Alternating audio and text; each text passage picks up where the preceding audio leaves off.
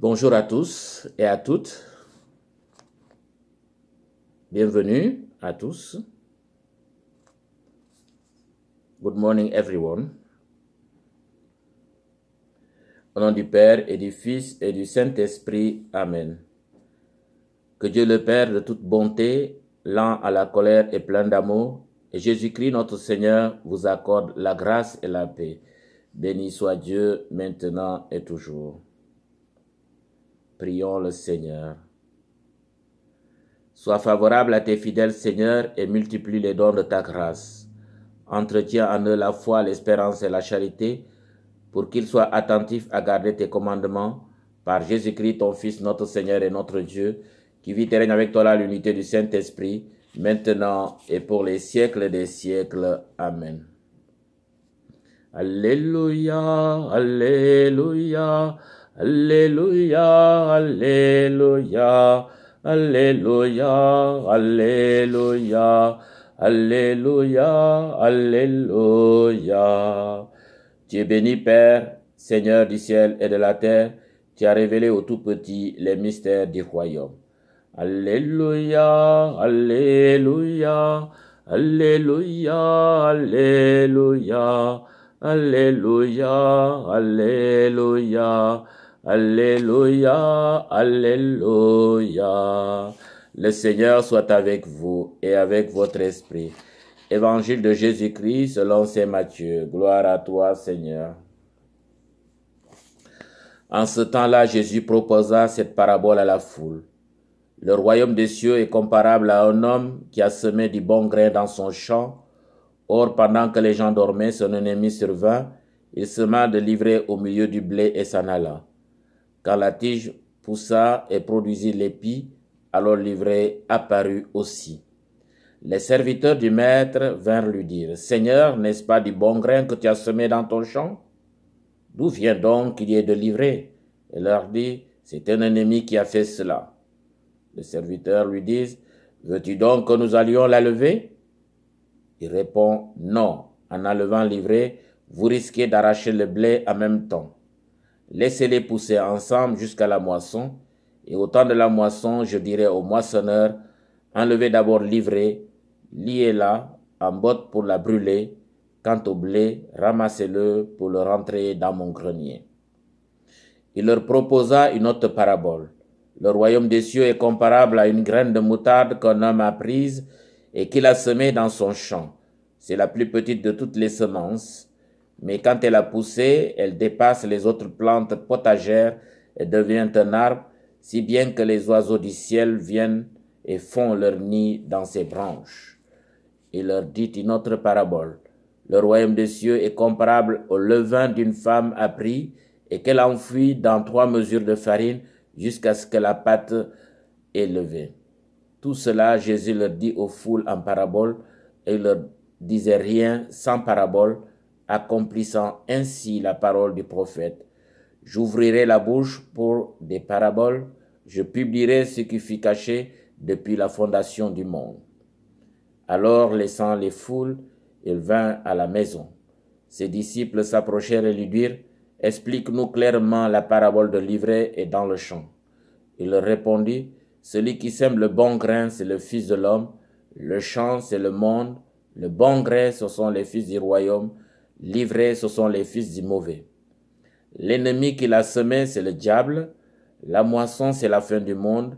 Les moissonneurs, ce sont les anges. De même qu'on enlève l'ivraie pour la jeter au feu, ainsi en sera-t-il à la fin du monde. Le Fils de l'homme enverra ses anges, et ils enlèveront de son royaume toutes les causes de chute et ceux qui font le mal, et ils les jeteront dans la fournaise. Là, il y aura des pleurs et des grincements de dents. Alors les justes resplendiront comme le soleil dans le royaume de leur Père. Celui qui a des oreilles, qu'il entende. Acclamons la parole de Dieu. Louange à toi, Seigneur Jésus.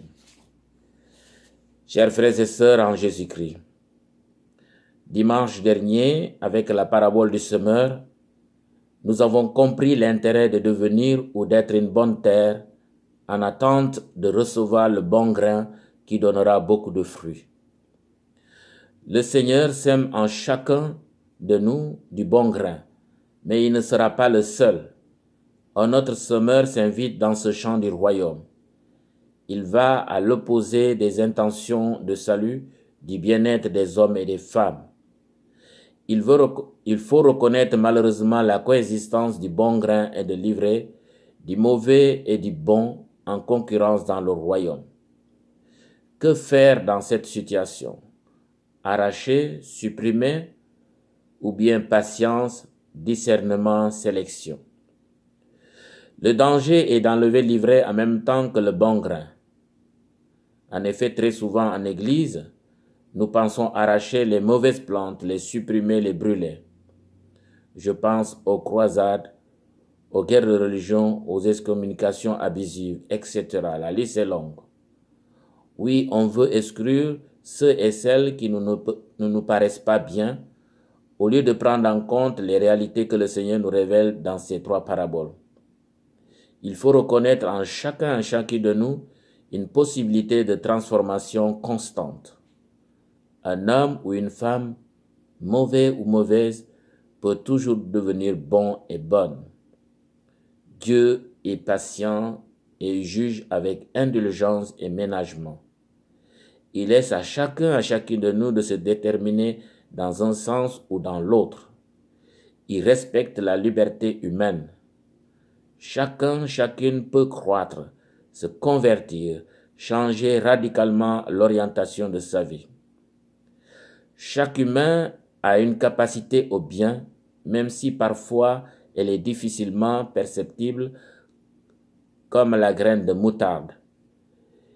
Il nous faut croître dans l'espérance comme le grain de sénévé, comme le levain dans la pâte. Les modestes commencements peuvent donner ou produire une récolte extraordinaire plus tard. Seul le maître de la moisson est qualifié pour faire la récolte à son heure en séparant toutes les fausses ressemblances.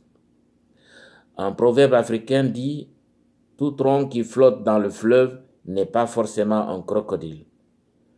Oui, le discernement ne doit intervenir qu'à la fin. Il faut du temps et de la patience pour arriver au bon résultat, à la bonne récolte. Saint Pierre, chrysologue, dans un de ses sermons, disait « L'ivraie d'aujourd'hui peut se changer en blé demain ». Oui, pour illustrer tout cela, nous pouvons citer des figures marquantes du royaume. Saul, le persécuteur, est devenu l'apôtre des gentils, un pilier de l'Église. Matthieu le publicain est devenu apôtre et évangéliste. Simon le pécheur, celui qui a renié 3 fois le Christ, est devenu Pierre, le chef des apôtres, à qui Jésus a confié son Église. Oui, l'aveugle Bartimée est devenu le voyant. Le paralytique est devenu le bien portant.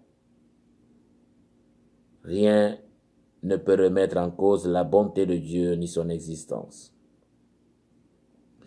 Dans une attitude d'humilité, chers frères et sœurs, laissons le Seigneur faire son travail de laboureur, de semeur et de récolteur. La patience de Dieu et son indulgence font des merveilles dans les cœurs des femmes et des hommes d'aujourd'hui. Cependant, nous sommes invités à nous méfier du semeur de zizanie, de trouble, le brouilleur des cartes.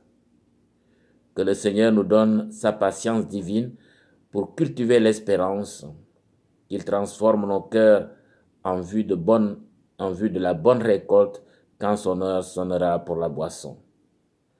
À tous et à toutes, je souhaite un bon dimanche, une bonne fin de semaine. Portez-vous bien, que Dieu vous bénisse. Au nom du Père et du Fils et du Saint-Esprit. Amen.